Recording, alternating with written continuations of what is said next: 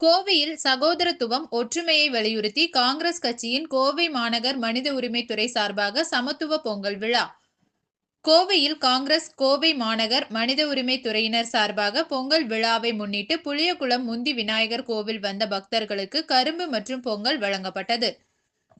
தமிழகம் முழுவதும் பொங்கல் விழா வெகு விமர்சையாக கொண்டாடப்பட்டு வருகின்றது. இந்நிலையில் கோவையில் காங்கிரஸ் கட்சியின் கோவை மாநகர் மனித உரிமை துறையினர் சார்பாக பொங்கல் விழா புளியகுளம் பகுதியில் உள்ள ஆசியாவிலேயே பெரிய முந்தி விநாயகர் கோவிலின் முன்பாக நடைபெற்றது. மனித உரிமைத்துறையின் மாவட்ட தலைவர் ஜெரால் வின்சென்ட் தலைமையில் நடைபெற்ற இதில் மாநில பொதுச் செயலாளர் இமயம் ரஹமதுல்லா, பொதுச் செயலாளர் ஜான்சன் ராஜா ஆகியோர் முன்னிலை வகித்தனர்.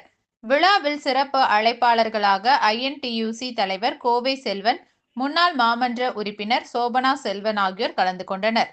முன்னதாக விநாயகருக்கு சிறப்பு அபிஷேகங்கள் செய்யப்பட்டு அதனைத் தொடர்ந்து கோவிலுக்கு வந்த பக்தர்களுக்கு கரும்பு பொங்கல் வழங்கப்பட்டது.